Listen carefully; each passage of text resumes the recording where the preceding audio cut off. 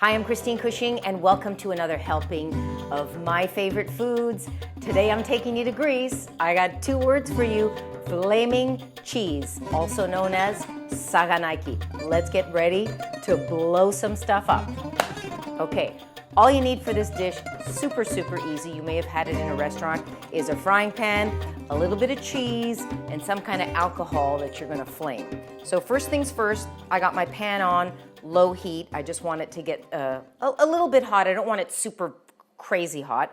I want to introduce you to the cheese. So this is a Greek, it's called Kefalograviera. I know, very tough to say. It kind of sounds like you have if you're a cat, that you'd have a fur ball in your throat. You need to get the sound. So Kefalograviera. If you can't say that, just go into a store and say, I need some Greek cheese, that one that flames. If you can't find Kefalograviera, Kasseri is a nice option. That's more like a mozzarella, so it's going to be softer in the center when you fry it. Let's fry some cheese. So what a lot of people do, I want to make sure that I have sort of an even slice. So I've sliced it into about 1/2 inch all the way around. So first, a little bit of oil in my pan. I want this to get hot, but again, not smoking. What I want to do is just give it a bit of texture on the outside. Some people like to dip it in egg and then flour. I just like to give it a bit of texture. This is not wet, so it's not going to absorb too much flour, but that's all I do. This is a sheep or goat's milk. It can be a combination, and it's rather salty, like a lot of Greek cheeses are. Really delicious, kind of nutty, intense flavor. And there's something about, sitting at the table and getting this beautiful flaming piece of cheese, but it's super easy to make it at home. And by the way, you don't have to go through the flaming, but it is a lot of fun. So I'm just dipping it in on one side, then dipping it on the other.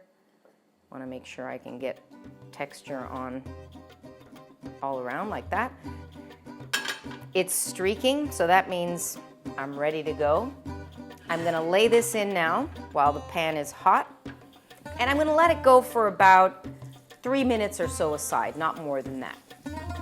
Here's the interesting thing about this dish. When you go to Greece and you get Saganaki, it's really without all the fanfare. You get it, there's no flaming, there's no OPA, there's none of that.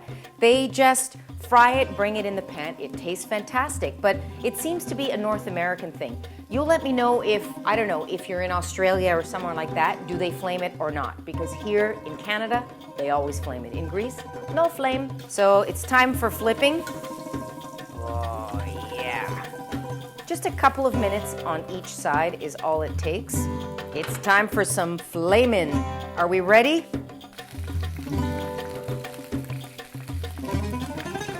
Ooh, a little for the chef, a little for the cheese. Ready? Ooh.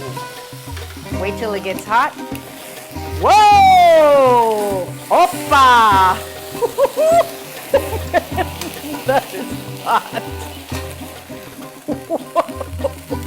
But that's how you make flamin' cheese.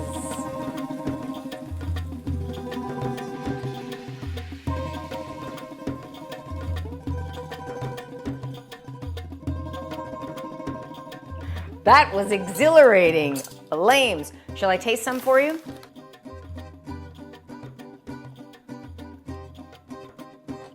This is crazy. Who started doing this anyway?